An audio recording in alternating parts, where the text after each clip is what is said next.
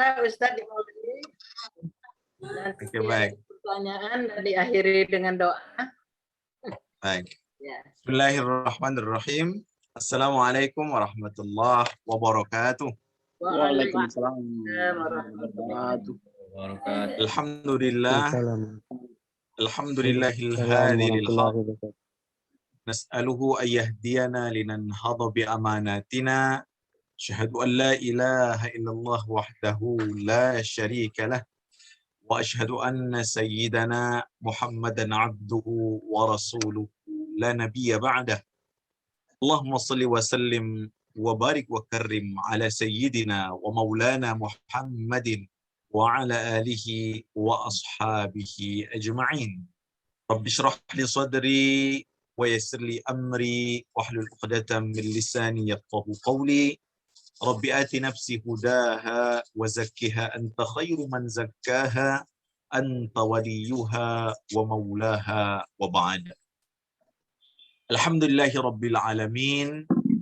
Tentunya kita bersyukur kepada Allah Subhanahu wa taala atas nikmat iman, nikmat Islam, nikmat kesempatan, nikmat kesehatan yang Allah anugerahkan kepada kita, sehingga pada malam hari ini kita masih dapat bersua melalui Zoom meeting ini dalam rangka menambah ilmu agama kita, menambah pengetahuan kita. Dan Rasulullah Shallallahu Alaihi Wasallam pernah menjelaskan, kata Rasul, man aradallahu bihi khairan yufaqihu fiddin. Barang siapa yang Allah kehendaki kebaikan dunia dan kebaikan akhirat baginya, maka Allah akan fahamkan orang tersebut tentang urusan agama. Karenanya kita bersyukur Allah pertemukan kita di dalam majelis-majelis ilmu. Ini tidak lain dan tidak bukan adalah salah satu tanda, salah satu ciri bahwa Allah Subhanahu wa taala, Allah Subhanahu kita untuk terus menimba ilmu agama yang sudah tahu kita perdalam, yang sudah tahu kita perluas lagi, sehingga kita terus berusaha menambah ilmu agama kita, menambah amal-amal kita. Salawat dan salam semoga senantiasa tersajikan kepada baginda Rasulullah Sallallahu Alaihi Wasallam, Rasul yang senantiasa kita harapkan syafaatnya, Rasul yang senantiasa kita jadikan suri tauladan dalam kehidupan kita sehari-hari. Kaum muslimin dan muslimat yang dimuliakan Allah Subhanahu wa taala, para peserta Zoom meeting yang dimuliakan Allah, pada malam hari ini kita akan melanjutkan kajian kita dalam kitab hadis Arba'in An-Nawawiyah. Pada malam hari ini kita akan membahas hadis kedua. Hadis kedua ini hadisnya sangat panjang,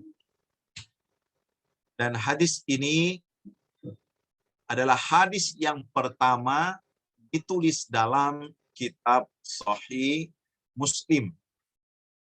Kalau hadis yang pertama, yaitu hadis tentang niat, sebagaimana yang kita jelaskan pada pertemuan sebelumnya, hadis tentang niat itu ditulis oleh Imam Bukhari dalam kitab Sahih Bukharinya pada urutan pertama, sedangkan hadis tentang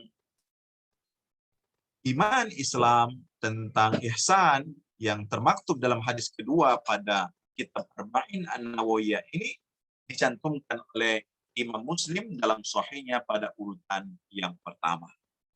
Ini menunjukkan bahwa hadis ini memiliki urgensi yang luar biasa, sangat penting dan harus difahami, dan ini terkategori fondasi dari ajaran agama kita. Hadis ini juga dikenal dengan hadis Jibril. Jadi kalau ada orang menyebutkan, tahu tidak hadis Jibril? Nah, inilah hadis Jibril. Kenapa? Karena nanti di dalam hadis ini kita akan membaca bahwa yang datang kepada Rasul adalah malaikat Jibril yang menyerupai seorang laki-laki. Kita akan mulai membaca hadis ini. Kita akan bacakan hadisnya yang berbahasa Arab. Sengaja kita baca, kita berharap mendapatkan keberkahan mendengarkan atau membaca hadis. Karena kata-kata yang kita baca ini adalah keluar dari mulut baginda Rasulullah Sallallahu Alaihi Wasallam. Jadi membacanya ataupun mendengarkannya, insya Allah ini salah satu cara kita mendapatkan syafaat dari Rasulullah Sallallahu Alaihi Wasallam. Hadis yang kedua, an Umar radhiyallahu anhu aidan qala, bainama nahnu julusun inda Rasulillah sallallahu alaihi wasallam dzata yaumin إذ طلع علينا رجل شديد بياض الثياب شديد سواد الشعر لا يرى عليه أثر السفر ولا يعرفه منا أحد حتى جلس إلى النبي صلى الله عليه وسلم وأسند ركبتيه إلى ركبتيه ووضع كفيه على فخذيه وقال يا محمد أخبرني عن الإسلام. وقال رسول الله صلى الله عليه وسلم الإسلام أن تشهد أن لا إله إلا الله وأن محمد رسول الله وتقيم الصلاة وتؤتي الزكاة وتصوم رمضان وتحج البيت إن استطعت إليه سبيلا. قال صدقت. وعجبنا له يسأله ويصدقه. قال فأخبرني عن الإيمان. قال أن تؤمن بالله وملائكته وكتبه ورسله واليوم الآخر وتؤمن بالقدر خيره وشره. قال صدقت. قال فأخبرني عن الإحسان. قال أن تعبد الله كأنك تراه فإن لم تكن تراه فإنه يراك. قال فأخبرني عن الساعة. قال ما المسؤول عنها بأعلم من السائل. قال فأخبرني عن أماراتها. قال أن تلد الأمة ربتها وأن ترى الحفاة العراة العالة رعاء الشاء يتطاولون في البنيان. ثم انطلق فلبثت مليا ثم قال يا عمر أتدري من السائل؟ قلت الله ورسوله أعلم. قال فإنه جبريل أتاكم يعلمكم دينكم. رواه Muslim. Arti dari hadis ini dari Umar radhiyallahu anhu juga dia berkata, ketika kami duduk-duduk di sisi Rasulullah Shallallahu Alaihi Wasallam suatu hari, tiba-tiba datanglah seorang laki-laki yang mengenakan baju yang sangat putih dan berambut sangat hitam. Tidak tampak padanya bekas-bekas perjalanan jauh dan tidak ada seorang pun di antara kami yang mengenalnya. Hingga kemudian dia duduk di hadapan Nabi lalu menempelkan kedua lututnya kepada lutut Rasulullah Sallallahu Alaihi Wasallam. Seraya ia berkata, "Ya Muhammad, beritahukan aku tentang Islam." Maka bersabdalah Rasulullah Sallallahu Alaihi Wasallam, Islam adalah engkau bersaksi bahwa tidak ada Tuhan yang disembah selain Allah dan bahwa Nabi Muhammad adalah utusan Allah. Engkau mendirikan salat, menunaikan zakat, puasa, dan pergi haji jika mampu. Kemudian dia berkata, Anda benar. Kami semua heran. Dia yang bertanya dia pula yang membenarkan.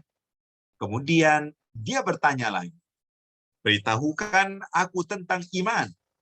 Lalu beliau bersabda, engkau beriman kepada Allah, malaikat-malaikatnya, kitab-kitabnya, rasul-rasulnya, dan hari akhir. Dan engkau beriman kepada takdir yang baik maupun yang buruk. Kemudian dia berkata, Anda benar, wahai Muhammad. Kemudian dia berkata lagi, beritahu aku tentang ihsan. Lalu beliau bersabda, ihsan adalah engkau beribadah kepada Allah seakan-akan engkau melihat Allah. Jika engkau tidak melihat Allah, maka Allah lah yang melihatmu. Kemudian dia berkata, beritahukan aku tentang hari kiamat.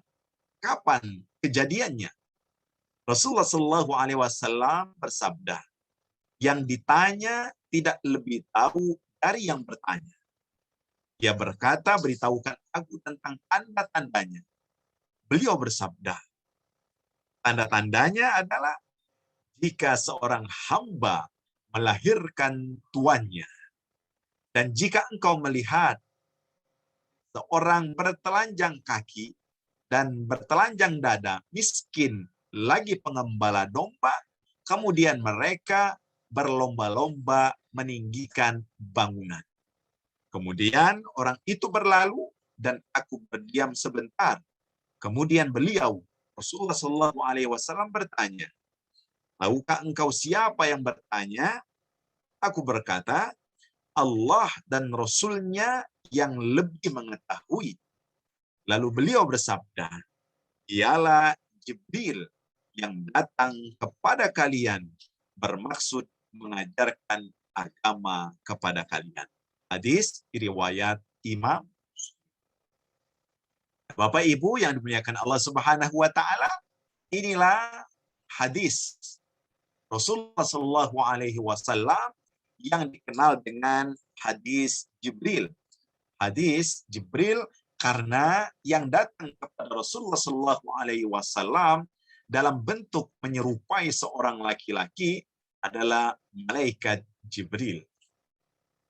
Sebelum kita membahas lebih dalam tentang apa yang bisa kita petik dari hadis yang kedua ini, para ulama mengajarkan kepada kita, pertama, dilihat dari rangkaian hadis ini menunjukkan bahwasanya disunnahkan bagi seseorang untuk berpakaian yang bagus, memakai wangi-wangian ketika akan berjumpa dengan orang yang akan dia datangi untuk meminta bantuan atau belajar agama atau berjumpa dengan guru. Nah, ini yang pertama. Dan dicontohkan oleh malaikat Jibril bahwa malaikat Jibril datang dengan pakaian putih bersih, berambut panjang dan hitam. Tidak tampak padanya bekas perjalanan jauh. Artinya apa? Artinya malaikat Jibril mencontohkan bahwa seseorang tidak salah kalau ketika pergi ke sebuah tempat merapikan pakaiannya, merapikan penampilannya. Bahkan dalam Al-Quran kita diingatkan oleh Allah Subhanahu wa taala, ya ayyuhalladzina amanu khudhu zinatakum inda kulli masjidin. Wahai orang-orang yang beriman, berpakaianlah yang baik apabila kalian pergi ke masjid. Artinya berhias dalam makna jangan sampai kalau kita pergi ke masjid maka yang kita pakai ala kadarnya. Tapi kalau kita pergi ke mall, semua pakaian yang bagus kita pakai. Nah, tidak demikian. Yang bagus adalah tadi khuzu zinatakum inda kulli masjidin. Pakailah pakaian yang baik, yang mulia, yang bagus ke tempat-tempat yang mulia tersebut. Jadi berpakaian yang baik, kemudian berpenampilan yang baik untuk dalam rangka bertamu, dalam rangka menuntut ilmu, dalam rangka menjumpai seseorang, ini juga adalah ajaran dari agama kita. Nah, itulah indahnya ajaran agama Islam, ajaran agama yang tidak bertentangan dengan hati nurani umat manusia. Nah, ini pelajaran yang pertama yang diajarkan dari hadis ini, bahwa malaikat Jibril mengajarkan kepada kita untuk berpenampilan yang baik ketika kita ingin menuntut ilmu atau melakukan sesuatu yang mulia.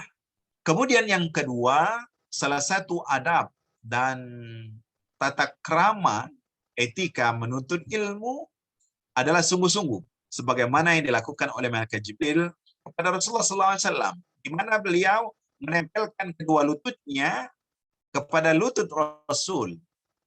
Lalu dalam riwayat lain disebutkan, malaikat Jibril meletakkan kedua tangannya di atas lutut Rasul atau di paha Rasul. Artinya saking malaikat Jibril ini bersungguh-sungguh ingin mendapatkan pencerahan, ingin mendapatkan ilmu. Dan ingat, menuntut ilmu itu dijelaskan dalam beberapa riwayat, ya, fariidatun ala kulli muslimin wa muslimah. Wajib bagi muslim dan muslimah untuk menuntut ilmu. Karena nanti pada hari kiamat tidak ada alasan. Pada hari kiamat dalam surat Tabarak disebutkan, apa yang membuat kalian masuk ke dalam neraka?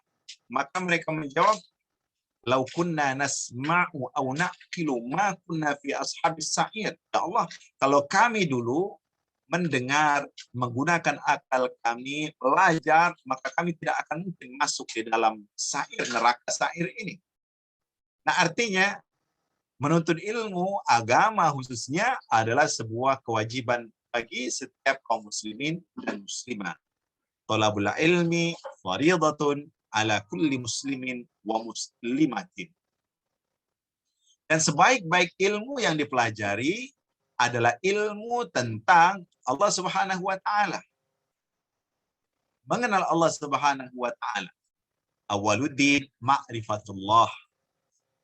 Pertamanya ilmu agama itu adalah mengenal Allah. Artinya kita disuruh untuk mengenal Allah, belajar tentang Allah Subhanahu wa taala. Fa'lam annahu la ilaha illallah. Ketahuilah bahwa sesungguhnya dialah Tuhan yang tidak ada Tuhan selain Allah Subhanahu wa taala.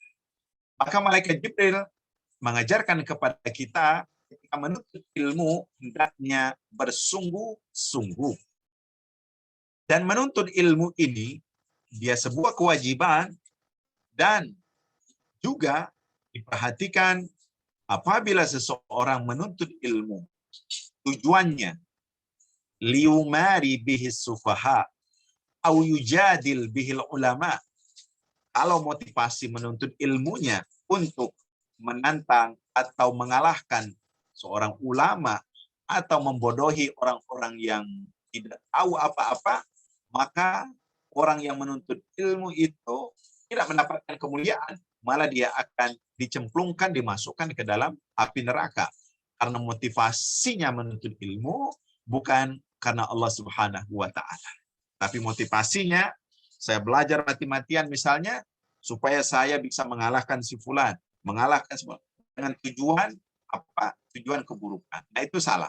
Tetapi kalau tujuannya untuk memuliakan diri kita, menyempurnakan kehidupan kita dengan ilmu tersebut, maka inilah menuntut ilmu yang dianjurkan. Ada orang yang belajar menuntut ilmu untuk supaya dia bisa membuat orang lain terpedaya, ya, bisa menipu orang lain. Nah, ini keliru, menuntut ilmu yang salah. Nah, jadi menuntut ilmu yang diajarkan oleh malaikat Jibril di sini adalah dengan sungguh-sungguh. Karena disebutkan juga oleh para ulama bahwasanya, ya, orang yang tidak bersungguh-sungguh dalam menuntut ilmu, selamanya dia akan merasakan hinanya kebodohan. Kata Imam Asy-Syafi'i, man lam yaduk dullat ta'allumi sa'atan tajarra'a dullal jahli ula hayati.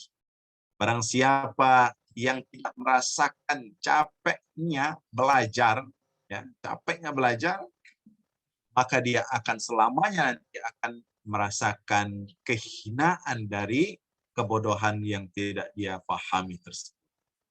Nah, kita lanjutkan penjelasan hadis ini. Lalu malaikat Jibril setelah duduk di hadapan Rasulullah SAW menunjukkan dia dalam memahami ini konsentrasi penuh, belajar dengan baik.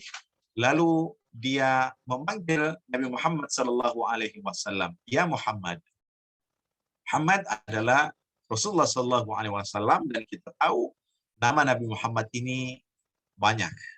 Ada namanya Al-Hashir, ada namanya Al-Mahi, ada namanya Toha, ada namanya Yasin. Nah, ini di Ahmad. Ini juga nama-nama dari Nabi Muhammad SAW, tetapi nama yang paling populer adalah Muhammad.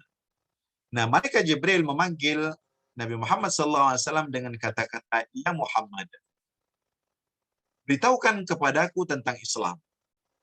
Di dalam hadis ini ada 4 hal yang ditanyakan.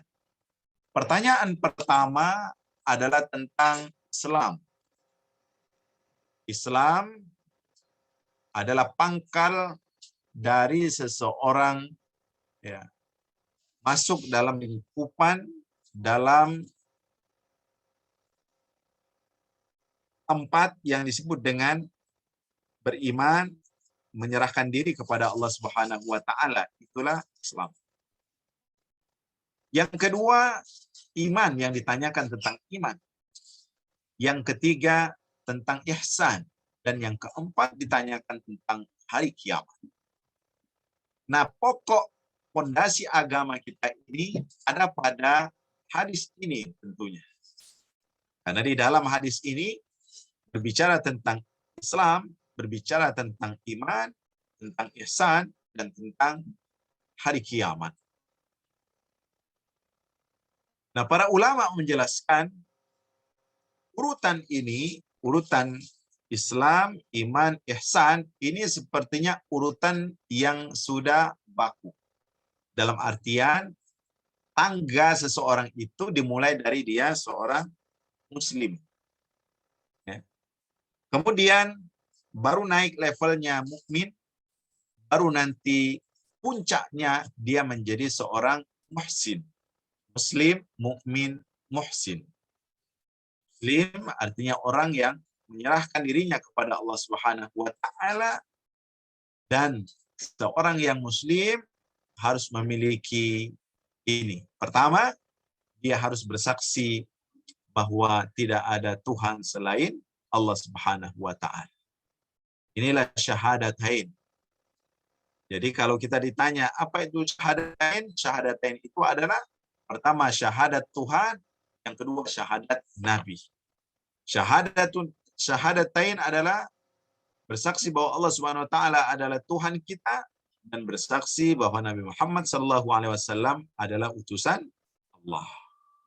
Ini yang pertama. Jadi pintu gerbang seseorang itu dikatakan muslim dan tidak muslim adalah pada ucapannya kalimat syahadat.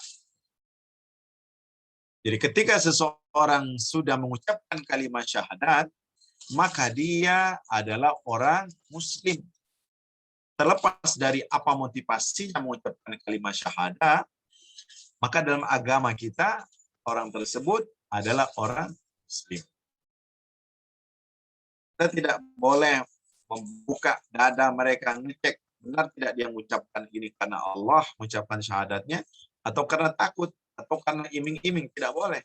Yang tahu dia dan Allah Subhanahu wa taala.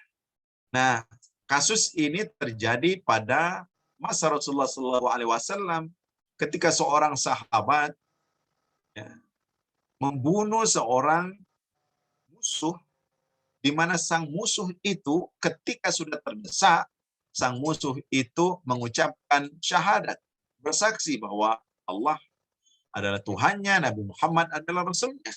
Tapi kepalang tanggung, sahabat Rasulullah SAW ini langsung membunuh orang tadi. Maka Rasulullah sangat murka sekali.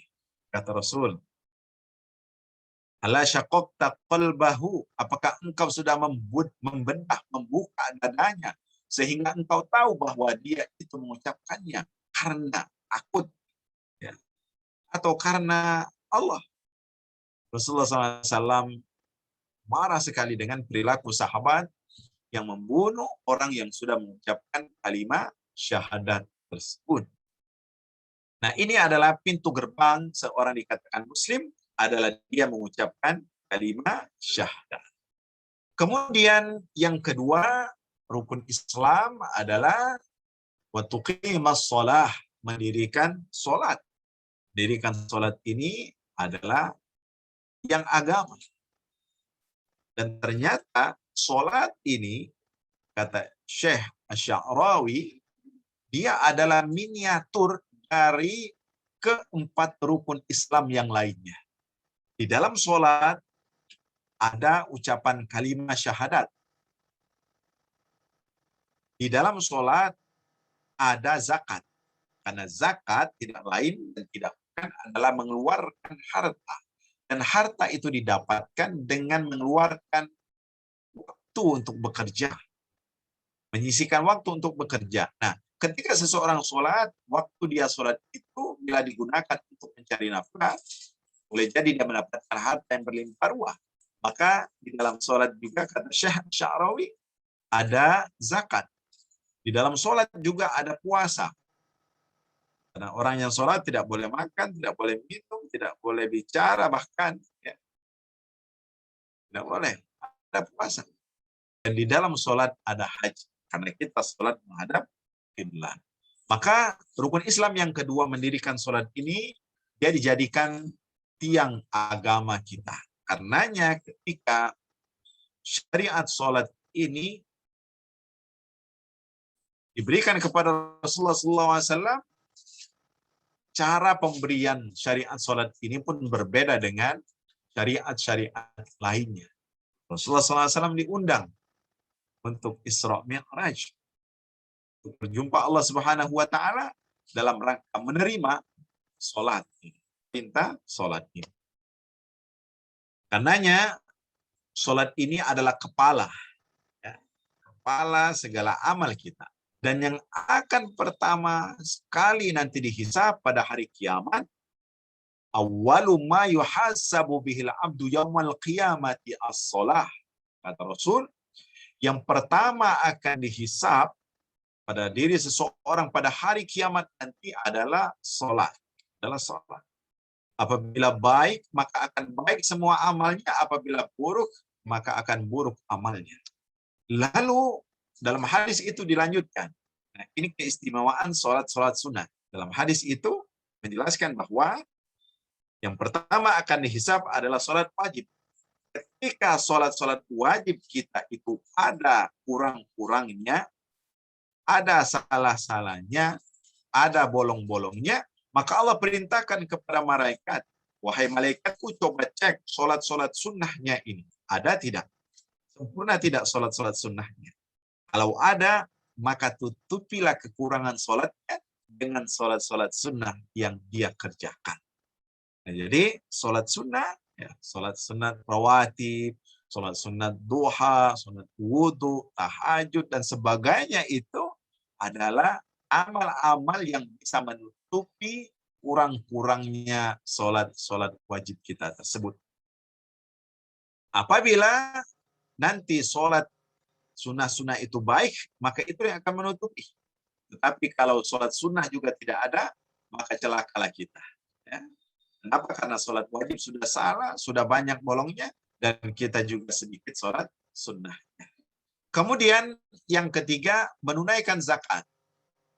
Salat tadi itu lebih cenderung kepada urusan kita dengan Allah Subhanahu wa taala. Zakat ini sudah urusannya horizontal. Dia memang menyucikan diri, menyucikan harta. Kalau zakat fitrah menyucikan jiwa, kalau zakat harta itu menyucikan harta. Nah, ini kaitannya zakat, dia memiliki hubungan erat dengan urusan sesama manusia. Jadi Islam tidak hanya mengajarkan kepada kita memperhatikan urusan vertikal kepada Allah Subhanahu wa taala, tetapi Islam juga mengajarkan kepada kita untuk memiliki solidaritas, memiliki kepekaan sosial, memiliki empati kepada orang-orang yang membutuhkan, orang-orang yang tidak berpunya.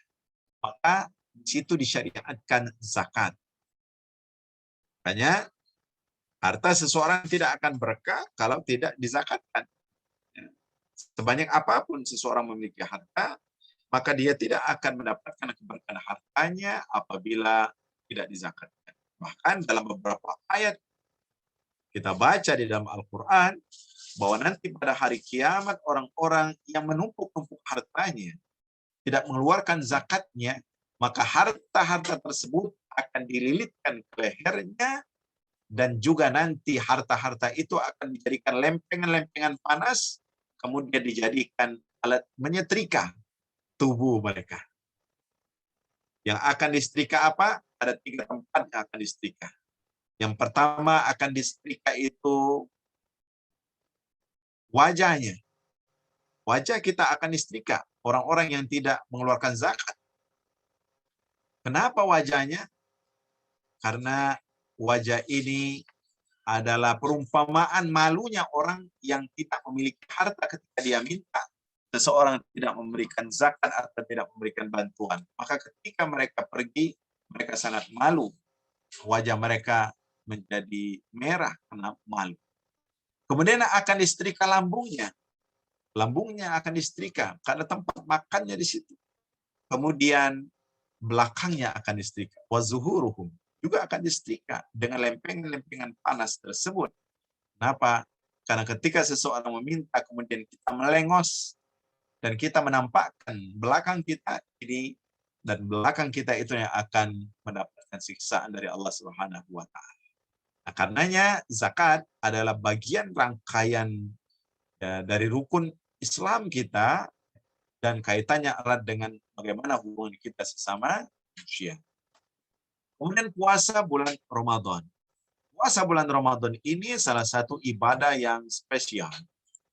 Dan ini lebih cenderung kepada pembersihan jiwa, di mana seseorang bisa membersihkan dirinya dengan puasa. Dengan puasa, orang bisa membersihkan badannya, membersihkan jiwanya. Jadi zakat badan itu adalah puasa, kata beberapa ulama. Puasa kenapa? Karena dengan puasa ini kita disuruh untuk mencontoh bagaimana para malaikat yang tidak makan, mencontoh Allah Subhanahu wa taala yang tidak makan dan tidak minum, dan seterusnya. Jadi puasa adalah ibadah yang lebih cenderung menempa kita untuk memperbaiki fisik kita, secara khusus fisik, dan juga memperbaiki rohani kita. Karena dalam puasa bulan Ramadan ini, kita diajarkan untuk menyedikitkan makan. Kemudian kita nanti di ujung Ramadan diajarkan untuk i'tikaf. Ini tidak lain tidak bukan adalah cara bagaimana kita memprogram diri kita, baik itu fisik dan jiwa kita, tetap dalam koridor yang benar. Kemudian pergi haji. Pergi haji ini salah satu ajaran yang sangat penting. Tapi tetap saja pergi haji jika mampu. Jadi kewajiban haji ini man istata'a ilaihi sabila. Diwajibkan bagi mereka yang memang sudah mampu. Nah, pergi haji ini banyak sekali manfaatnya, faedahnya, baik itu secara skala pribadi seseorang maupun skala umat. Dengan adanya haji, maka kita merasakan kesamaan derajat dengan semua umat manusia ini. Dari pakaian haji, bapak-bapak cuma memakai 2 helai kain ihram. Itu adalah isyarat dan ajaran yang sangat penting bahwa kita ini tidak memiliki apa-apa. Nah, jadi haji adalah ajaran yang kalau kita teliti lebih dalam lagi, sangat banyak manfaatnya. Karenanya luar biasa pahala yang Allah berikan kepada orang-orang yang berangkat haji. Orang-orang berani mengeluarkan harta yang luar biasa banyaknya untuk mendapatkan haji yang mabrur. Karena orang yang dapat haji mabrur itu tidak ada balasannya. Laisa lahu jaza ilal jannah. Tidak ada balasannya kecuali surga Allah Subhanahu wa taala. Nah, ini penjelasan Rasulullah SAW tentang pertanyaan yang pertama yang disampaikan oleh malaikat Jibril. Apa yang Anda ketahui tentang Islam, wahai Muhammad?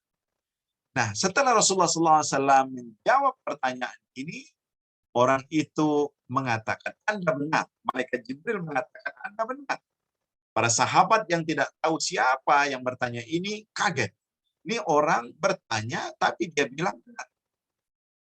Artinya apa? Artinya sahabat juga saat itu sungguh-sungguh juga ya, ingin mendengar apa yang terjadi pada majelis tersebut, pada majelis ilmu tersebut.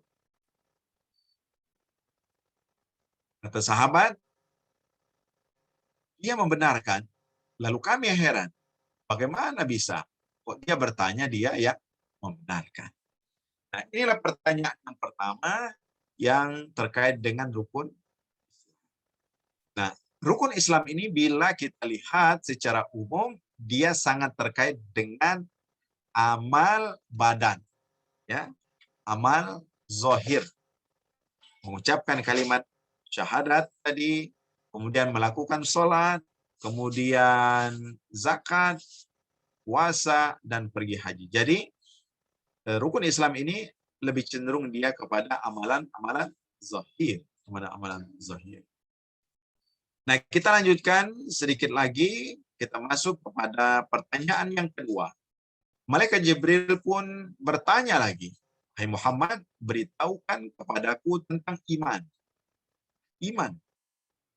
Rasulullah SAW menjawab, Antuk minabillah. Engkau beriman kepada Allah. Wa malaikatihi. Pada malaikatnya. Wa kutubihi. Pada kitab-kitabnya. Wa rusulihi. Wal yaumil akhir. Wa tu'mina bil qadari khairihi wa syarrihi. Nah, rukun iman ini dia adalah amalan hati sesungguhnya. Ya. Berbeda dengan rukun Islam tadi.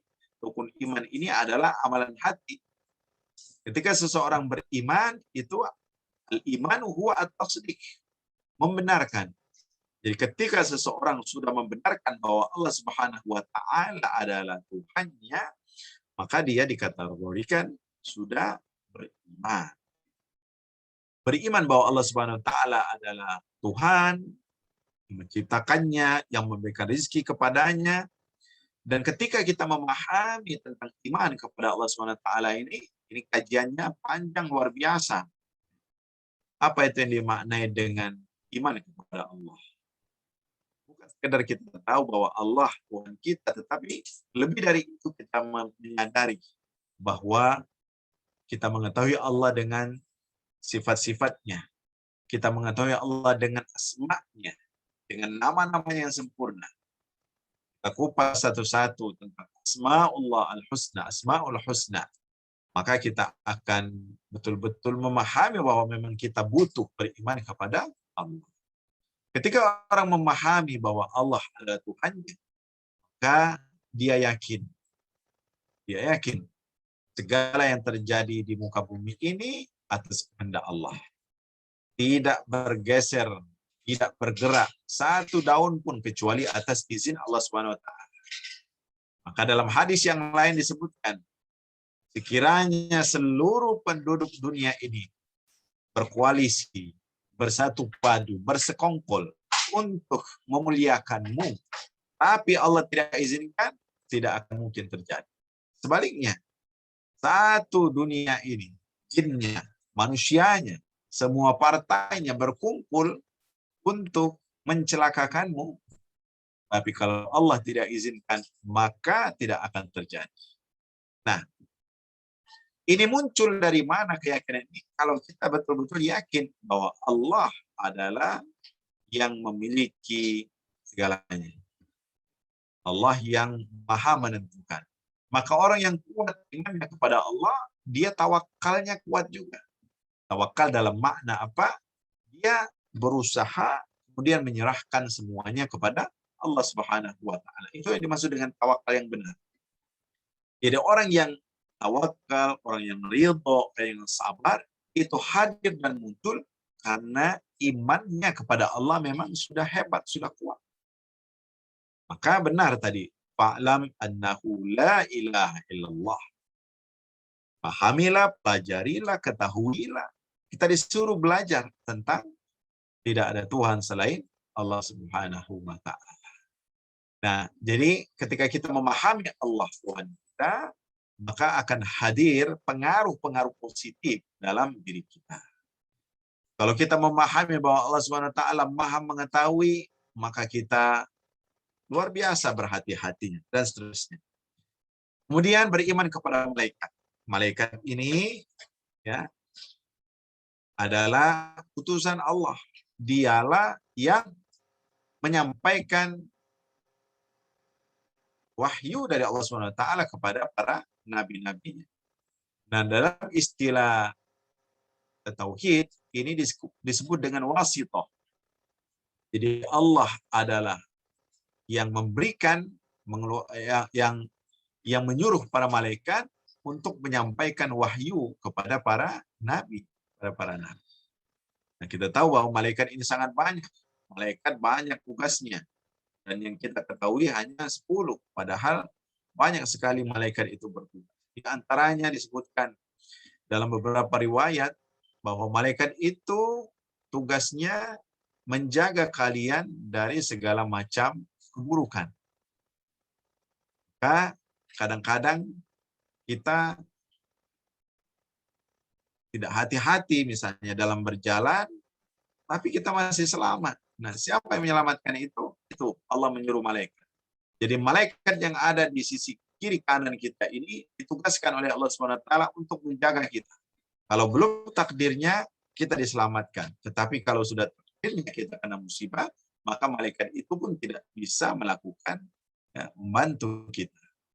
Jadi malaikat ini tugasnya dia adalah menerima perintah Allah SWT, dia tidak pernah melanggar perintah Allah SWT. Malaikatun ghiladun syidad la ya'sunallaha ma amrun. Para malaikat ini tidak pernah dia bermaksiat kepada Allah Subhanahu wa taala. Kemudian yang selanjutnya wa kutubihi, kepada kitab-kitabnya. Kalau kita ini adalah Al-Qur'an. Al-Qur'anul Karim yang harus kita percayai. Dan pertanyaannya sejauh mana kita sudah dekat kepada Al-Qur'an. Ya. Kitab Allah banyak. Ya, ada Injil, ada Zabur, ada Taurat. Dan kepada kita kaum muslimin adalah Al-Qur'anul Karim. Pertanyaannya ketika kita membaca ini, boleh jadi kita sudah hafal rukun iman ini. Tapi sejauh mana kita punya kedekatan dengan kitab kita, dengan Al-Qur'an. Padahal yang akan menjadi penerang kita itu adalah Al-Qur'an di dalam tubuh kita. Yang akan meninggikan derajat kita di hari kiamat nanti, di surga nanti adalah Al-Qur'an. Iqra' wartaqi, Iqra' wartaqi. Jadi ketika kita membaca hadis ini, kita harus evaluasi diri kita, muhasabah diri kita, sejauh mana kita sudah dekat mengerti tentang Al-Qur'an. Sebutkan khairukum man ta'allama al-Qur'an wa 'allamah. Sebaik-baik kalian itu adalah orang yang belajar dan mengajarkan Al-Qur'an. Kita tidak rugi kalau kita mengeluarkan dana untuk anak cucu kita belajar Al-Qur'an, belajar kitab, ya, belajar tajwid, belajar ngaji lagu. Nggak ada masalah keluar uang. Kenapa? Karena itulah yang akan menjadi bekal. Bagaimana kita tidak ragu-ragu ngeluarin dana untuk les matematik, les komputer, dan sebagainya. Nah, Qur'anul Karim harus kita betul-betul berikan tempat dan posisi yang tertinggi, ya, sehingga kita dan keturunan kita dekat kepada Al-Quran. Kemudian warusulihi, iman kepada para rasul, iman kepada para rasul. Ya, kita tahu bahwa rasul banyak, ya, dan nabi kita adalah Nabi Muhammad Sallallahu Alaihi Wasallam. Pertanyaannya, sejauh mana kita sudah dekat kepada Rasulullah Sallallahu Alaihi Wasallam? Ketika kita membaca sejarah para nabi dari Nabi Adam misalnya dan seterusnya, apa pelajaran yang kita petik dari situ? Nah, itu sesungguhnya yang harus kita pahami ketika kita membaca rukun iman ini. Seterusnya tentang hari kiamat, hari akhir. Nah, kita tahu bahwa hari akhir adalah suatu kepastian. Dunia ini akan berakhir, maka yang akan muncul nanti hari kiamat. Banyak nama hari kiamat, Yaumut Taghabun dan sebagainya, ya, Yaumul Qiyamah, Yaumul Azifah dan sebagainya. Jadi nama-nama hari kiamat ini sangat banyak sekali dan itu sebuah kepastian. Artinya kita tidak akan selamanya hidup di muka bumi ini dan kita akan hidup kekal nantinya di akhirat. Kemudian yang terakhir yaitu beriman kepada takdir, baik yang buruk maupun yang baik. Nah, iman kepada takdir ini akan menjadikan seseorang itu seimbang dalam hidupnya. Bukan sebaliknya. Karena ada orang yang salah kaprah memahami takdir. Ya, ketika dia malas, ketika dia tidak punya kerjaan, ya ini sudah takdir saya, nggak dapat kerjaan. Oh, tidak demikian. Umar bin Khattab, suatu ketika ada orang yang maling. Ketika orang itu maling, kata Umar, kenapa Anda maling ini? Mencuri, kenapa? Wahai Umar, ini sudah takdir dari Allah SWT, saya mencuri. Lalu kata Umar, potong tangan si fulan ini. Orang itu mengatakan, wahai Umar, bukankah aku maling mencuri ini karena takdir Allah? Kata Umar, aku pun memotong tanganmu karena takdir Allah SWT. Umar tidak kepengen kita ya mengkambing hitamkan takdir. Sehingga seseorang ya apapun kesalahannya yang dia salahkan adalah takdir dari Allah Subhanahu wa taala.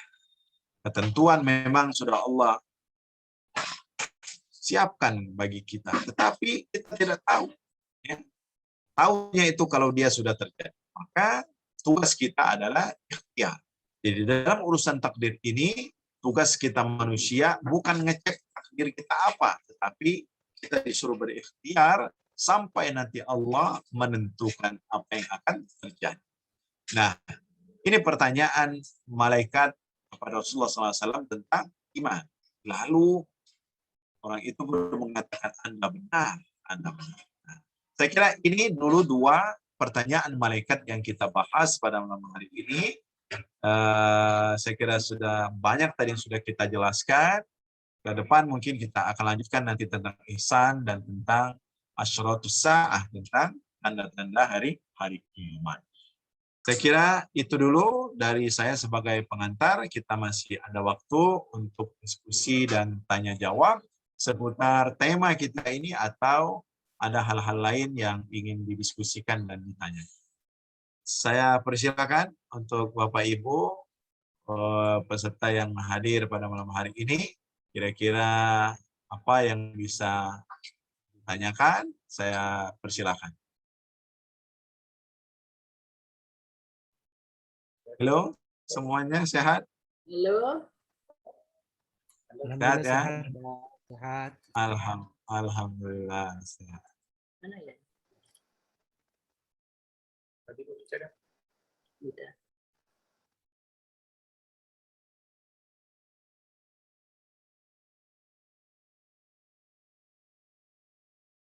Ada yang raise hand, angkat tangan, mau bertanya boleh langsung saja, nggak apa-apa. Silakan. Kalau ada mau menambahkan dari yang sudah kita jelaskan tadi, silakan. Kita sharing pengetahuan, sharing ilmu, sehingga saling bermanfaat.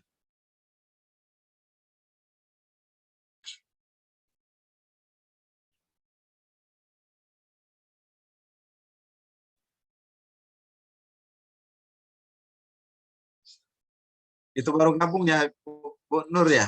Dari Jambi ya? Iya. Oh, baru gabung. Coba. Alhamdulillah. Sehat ya, Jambi? Aman? Aman, Pak, aman. Alhamdulillah.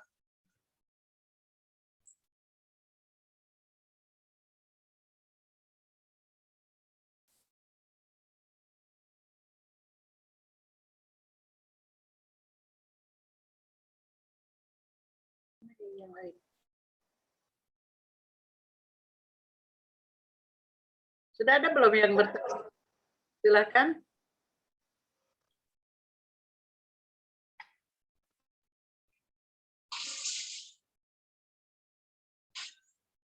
Oh itu Juliansa, angkat tangan tuh. Tafadhol. Silakan. Assalamualaikum Ustaz. Waalaikumsalam warahmatullahi wabarakatuh. Kata yang nak Bapak bertanya. sehat ya? Oh, silakan, silakan. Duluan dulu Ustaz. Hmm, Tadi nanya masalah sholat tadi Ustaz. Iya. Masalah sholat wajib yang tinggal dengan sengaja atau tidak sengaja tadi. Seperti kata Ustaz tadi, untuk menutupinya saat nanti dihisab, perbanyaklah sholat sunat. Perbanyaklah sholat sunat. Nah, yang mau saya tanyakan Ustaz, pernah saya dengar dari ulama juga untuk menutupin sholat wajib yang dahulu yang pernah kita tinggalkan sengaja atau tidak sengaja, niatkan katanya selalu dengan sholat kodoan Ustaz. Sholat kodoan setelah sholat wajib itu. Jadi hukumnya katanya tuh fardu kata gitu Pak Ustaz. Lebih dari sunat yang kita kerjakan. Sebukannya sunat rawatib ini Ustaz. Nah, jadi kira-kira mohon pencerahannya gimana yang harus kita dari Ustaz, gimana Ustaz? Oke, sholat qadha ya. Ada 2 pertanyaan boleh Ustaz? Sekalian. Boleh. Ya, boleh. Kemarin aku pernah sholat Jumat Ustaz. Di suatu masjid. Kita itu kan selalu mematuhi imam. Prokes. Ya, Ustaz ya. Imam selalu baik. Nah, waktu itu pada saat dia mau jadi imam setelah dari khotib dia turun, setelah imam dia mengumumkan untuk melepaskan masker, Ustaz. Disuruh melepas masker karena memakai masker itu tidak membuat sah sholat.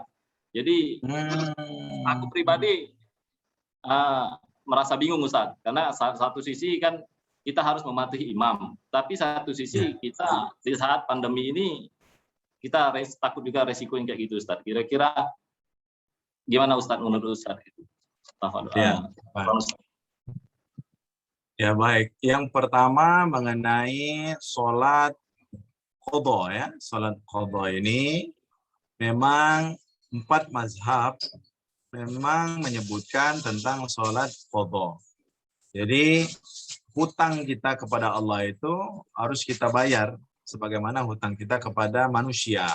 Bahkan hutang kepada Allah itu lebih wajib lagi untuk kita bayar, yaitu sholat. Maka sholat qadha ini yang dimaksud qadha adalah melakukan sholat di luar waktunya. Adaan, jadi kalau adaan itu dikerjakan pada waktunya. Itu disebut dengan mengerjakan sholat pada waktunya. Sedangkan qadhaan mengerjakan sholat di luar waktunya. Contoh, kemarin kita lupa sholat asar, maka kita kerjakan ketika kita ingat atau ketika kita selesai sholat asar hari ini. Nah, itu disebut dengan qadhaan. Nah, imam mazhab yang 4 bersepakat ijma bahwa sholat itu wajib diqadha, ya.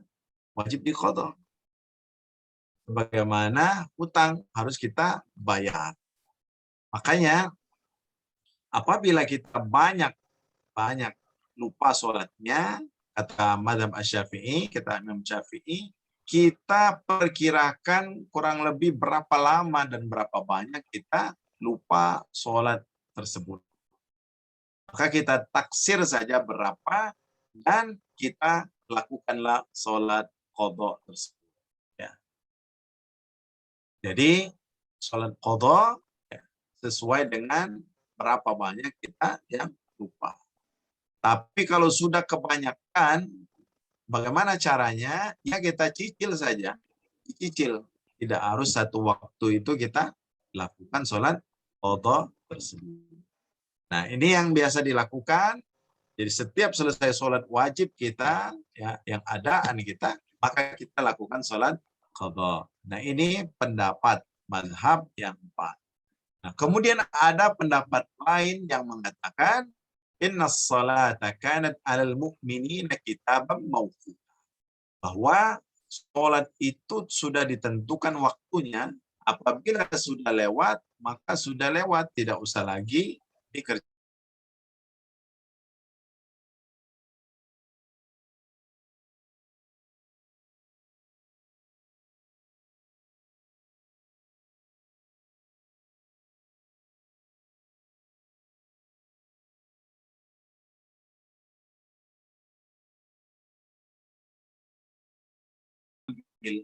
Mengambil hukum bahwa qadha itu dikerjakan pada sebuah peperangan. Rasulullah SAW pernah mengingatkan kepada para sahabat, wahai sahabat-sahabatku, jangan kalian sholat sebelum sampai ke tempat sifat. Sebelum sampai ke tempat, jangan dulu sholat asar. Ini dalam sebuah peperangan, ya. Maka para sahabat di situ ketika masuk waktu asar berbeda pendapat. Ada 2 pendapat. Ada yang mengatakan, ya, kita harus sholat. Ini waktunya sudah masuk. Maksud Rasul tadi supaya kita cepat-cepat sampai ke tujuan. Jadi kita harus sholat di sana. Tapi ada pendapat para sahabat yang kedua bahwa tidak. Rasul mengatakan kita tidak usah sholat kecuali sudah sampai di tempat. Maka pendapat ini, ya, yang menjelaskan bahwa qadha itu wajib kita kerjakan. Walaupun, ya, kita tadi sudah masuk waktu dan sudah tahu, tetapi karena perintah Rasul tadi kerjakan di tempat itu, maka para sahabat-sahabat mengerjakannya di tempat tersebut. Akhirnya datang kepada Rasul 2 kelompok ini. Ada yang mengatakan, ya Rasul, kami sholat duluan. Ada yang mengatakan, tidak, kami sholat di tempat tersebut, ya Rasul. Kata Rasul, semua kalian benar. Semua kalian benar. Nah, ini sahih, ya, riwayatnya sahih. Dari situlah kita mengambil kesimpulan bahwasanya sholat qadha memang disepakati dikerjakan. Seperti itu. Caranya seperti itu, dikerjakan. Atau boleh kita kerjakan di luar waktunya. Kemudian yang kedua, yang dimaksud qadha juga, seseorang mengerjakan sholat apabila dia ingat langsung. Misalnya, nah, saya tadi belum sholat asar, ini sudah isya. Sekarang saya langsung sholat asar. Karena ada hadis, idza nasiya, ya, shalah falyusalliha idza zakaraha. Apabila seseorang lupa sholat, maka dia lakukanlah sholatnya ketika dia ingat. Termasuk orang yang tidur, ya, bangunnya lambat, bangunnya sudah jam 9. Nah, tetap dia harus sholat subuh. Ya, kenapa? Karena dia sadarnya jam 9 itu. Maka dia jam 9 itu tetap dia wajib sholat subuh, seperti itu. Nah, itu hadis sahih yang menjelaskan barang siapa yang lupa sholat, ya, falyusalliha idza zakaraha. Seperti itu. Nah, itu yang pertama tadi. Kemudian pertanyaan yang kedua mengenai imam.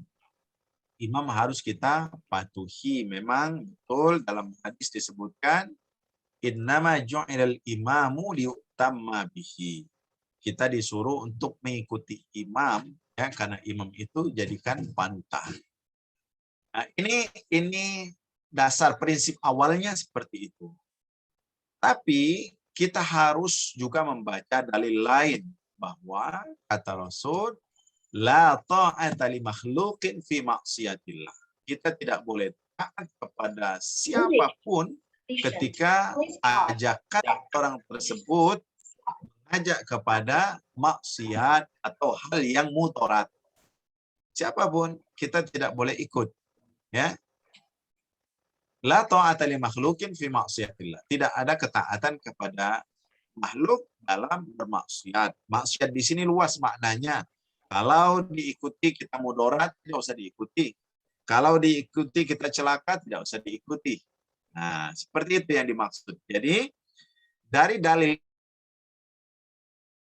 itu ada dalil yang lebih kuat lagi bahwasanya kita mengikutinya dalam kebenaran, ya, dalam kebenaran. Nah, dalam kasus tentang masker, tentang jarak sholat, ini kan ijtihad, dan pendapat serta pemahaman masing-masing kita. Ketika seseorang memahami dan meyakini bahwa ya, harus memakai masker, maka dia tidak perlu mengikuti sang imam, ya, tidak perlu mengikuti apa kata-kata imam tersebut, karena masker itu, ya, bagi kita yang meyakini dia akan menjaga kita dari virus.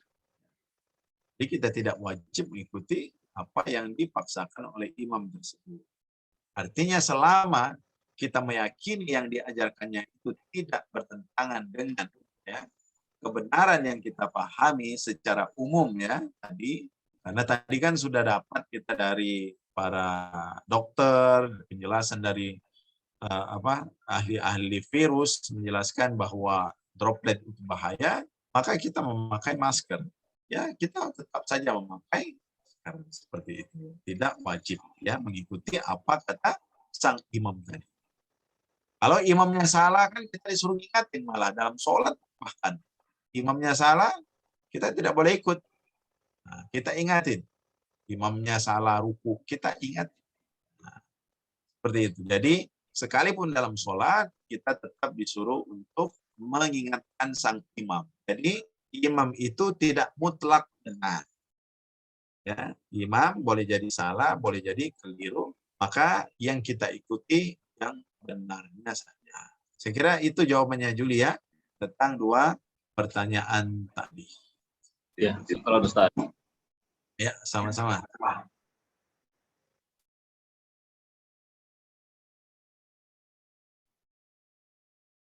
Silakan yang lain.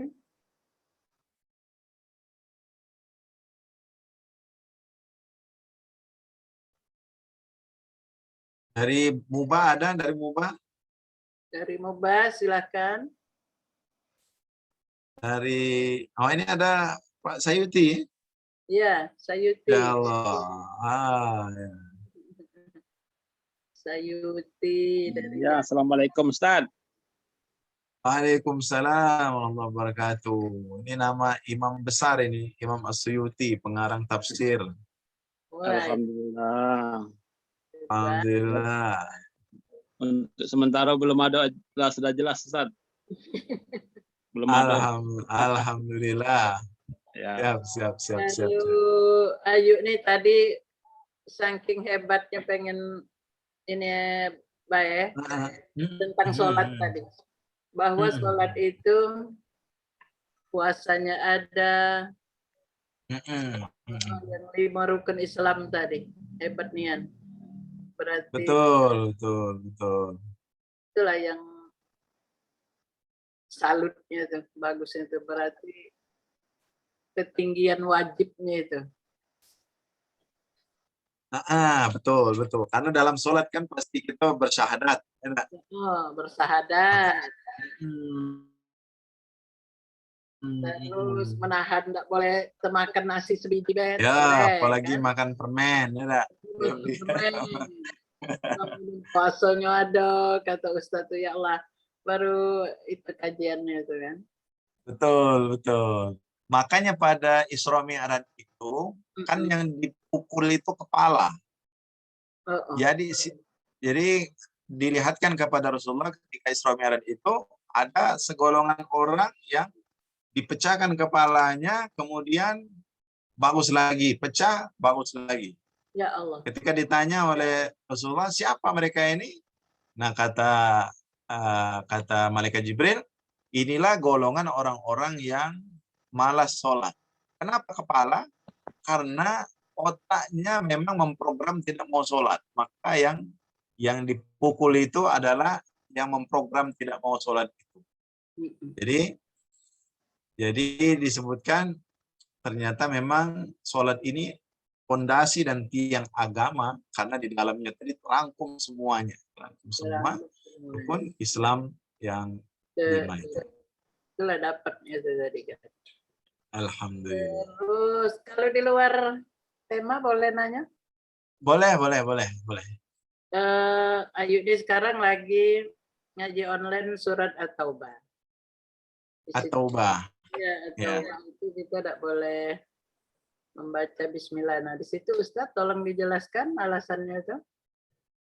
Ya, oke. Membaca- Surah At-Taubah, ya, surah At-Taubah atau nama lainnya adalah surah Al-Baro'ah. Surah At-Taubah atau surah Al-Baro'ah memang pendapat yang masyhur, kita tidak disunahkan, tidak diperbolehkan membaca Bismillah di pangkal, di awal. di awal. Nah, Nah, ya. Sedangkan di pertengahan, di ujung, ada pendapat yang memperbolehkan membaca Bismillah. Ya. Alasannya kenapa tidak boleh? Karena di awal surah Taubah itu berbunyi bara'atum minallahi wa rasulih. Ya. Allah Subhanahu wa taala melepaskan diri dari Allah dan Rasulnya melepaskan diri dari orang-orang kafir, orang-orang kafir Quraisy. Padahal Bismillahirrahmanirrahim itu menjelaskan Allah SWT memiliki sifat Rahman. Allah memiliki sifat Rahim. Di mana sifat Rahman dan sifat Rahim itu yang menjaga, yang menyayangi, dan seterusnya.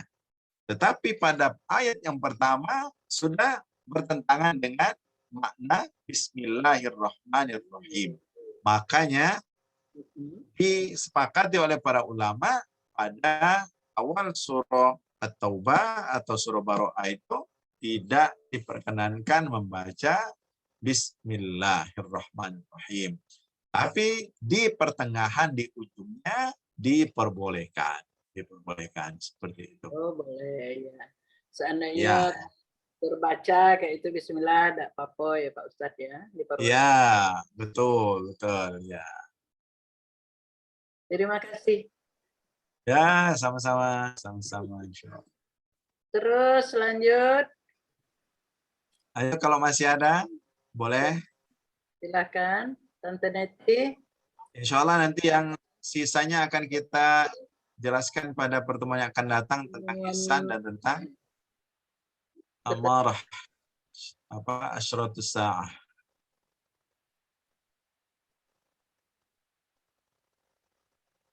Nggak ada yang ini. Yuk Yati Cimbi kena. Yuk. Assalamualaikum. Waalaikumsalam warahmatullahi wabarakatuh. Yuk Lam nak nanya. Ya. Tafadhali, silakan. Tadi sudah Juli tanya soal kodok. Ada kami pernah membaca apa di Al-Quran sholat wusto itu. Apa itu? Ya. Sholat wusto, ya. Sholat wusto ini maksud ini sholat asar. Sholat asar. Ya, sholat asar. Dan itu sering dilupakan ya. Hafidhu ala salawati wa salatil wusta wa qumu lillahi qanitin. Itu memang ada beberapa ayat yang menjelaskan seperti itu ya. Kenapa dikhususkan sholat wusta ini asar? Karena sering sekali orang-orang ya lupa karena kesibukan di sore hari, akhirnya mereka lupa sholat asar tersebut. Itu yang dimaksud dengan sholat wusta. Ya. Ditekan sampai ditinggalkan, Ustaz ya? Iya, karena memang kondisi sore itu sering membuat orang lupa, jadi ditekankan lagi supaya tidak dilupakan. Maka perintahnya hafizu. Hafizu jagalah. Jagalah. Jagalah. Silakan itu yuk Nur Hayati angkat tangan. Mau nanya silakan.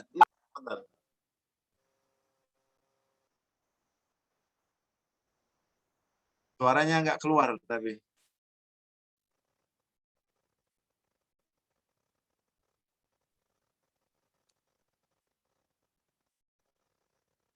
Halo, suaranya nggak ada? Suaranya? Di unmute, yuk di touch, disentuh dulu. Suaranya belum ada, Yunda. Suaranya Ada. belum kedengaran. Mic-nya buka. Belum tuh. Belum. Belum Muter. kedengaran suaranya. Mic merah belum dibuka.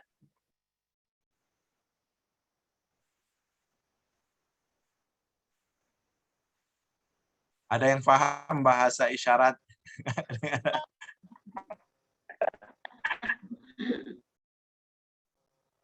Belum kedengaran suaranya.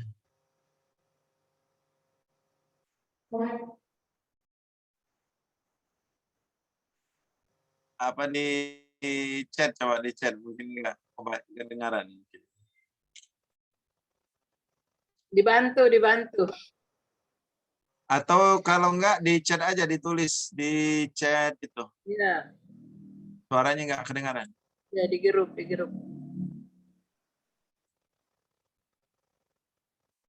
Gimana chatnya ini?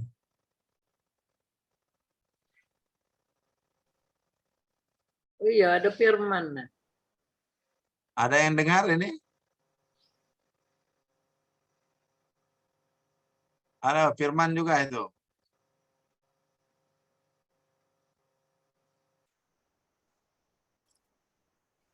Kesian.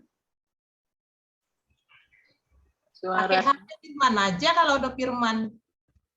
Iya, pakai Firman, Beb. Firman ini ada yang HP-nya bisa itu mic-nya. Mic-nya enggak kedengaran itu. Suruh Daeng Manerang. iya, ada yang mana Rang? Nah, Suaranya kurang terang.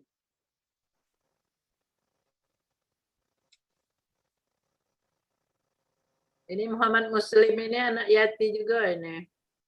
Oh Ayu iya. Riati ngomongnya jangan di HP-nya Firman yuk, di HP Ayu. Firman yuk, di HP Ayu. Firman kan enggak kata dimatiin suaranya yuk Yati. Dimatiin suaranya yuk Yati.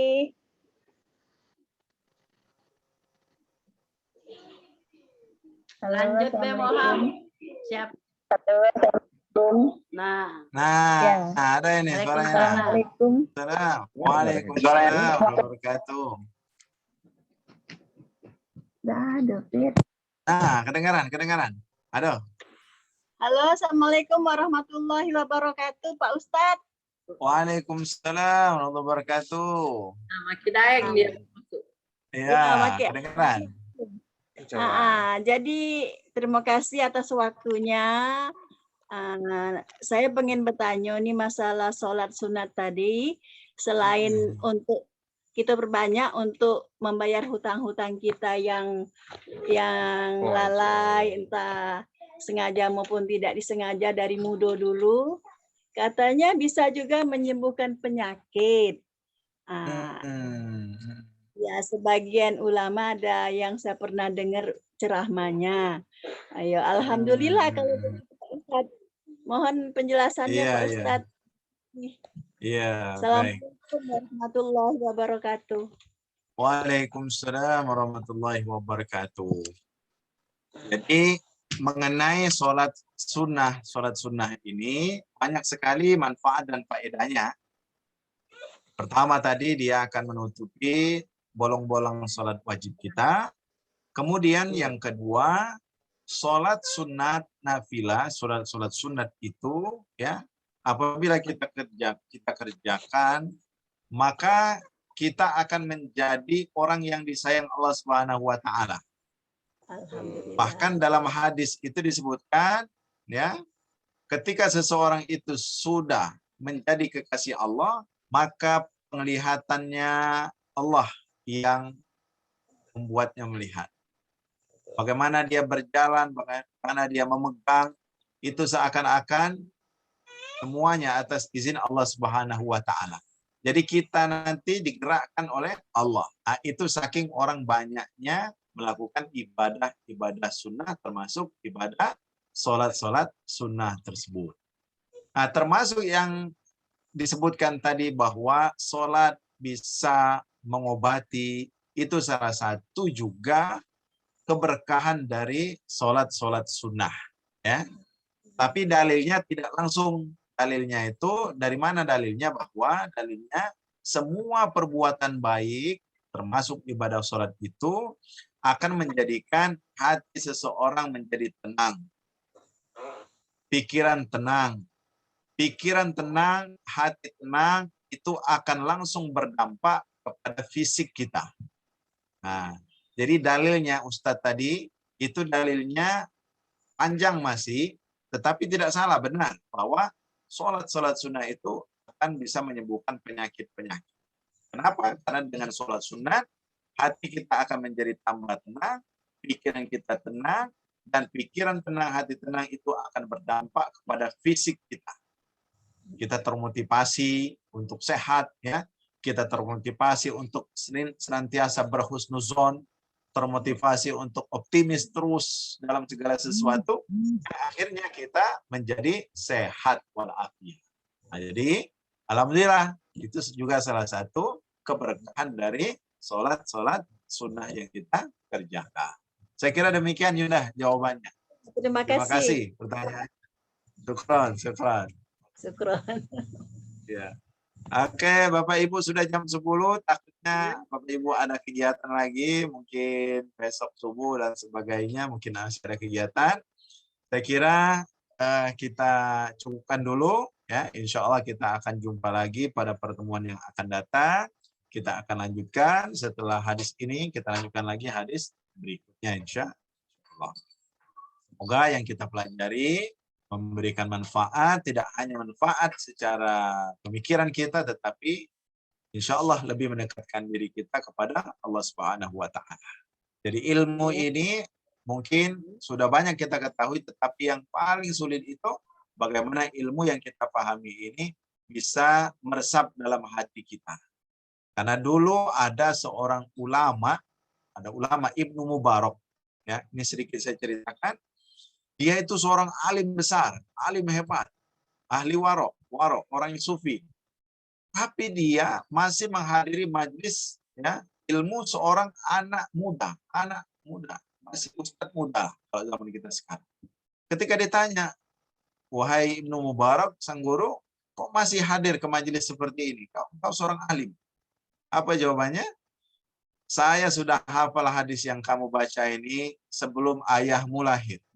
Tapi saya hadir ini, saya kepengen hidayah, keberkahan dari apa yang kau sampaikan. Jadi bukan melihat orangnya, tetapi melihat cahaya ilmu itu. Jadi kadang-kadang cahaya ilmu itu dia kita dapatkan dari siapa saja. Anak kecil kah, orang tua kah, orang yang tidak kita kenal kah.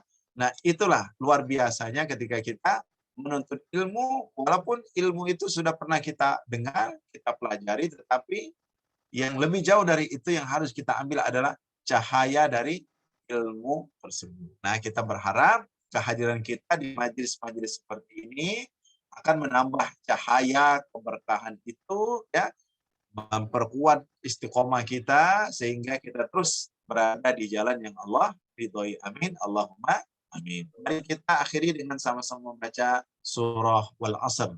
A'udzu billahi minasyaitonir rajim. Bismillahirrahmanirrahim. Wal Asr. Innal insana lafi khusr. Illa alladhina amanu wa 'amilus solihati wa tawasaw bil haqqi wa tawasaw bis sabr. Shadaqallahul azim. Demikian saja yang dapat Ustaz sampaikan. Mohon maaf atas segala khilaf dan salah. Semua kebaikan dari Allah Subhanahu wa Ta'ala. Khilaf dari hamba yang dhaif. Wassalamualaikum warahmatullahi wabarakatuh. Waalaikumsalam warahmatullahi wabarakatuh. Jazakallahu khairan Ustaz. Sama-sama. Ustaz izin lab ya semuanya. Insyaallah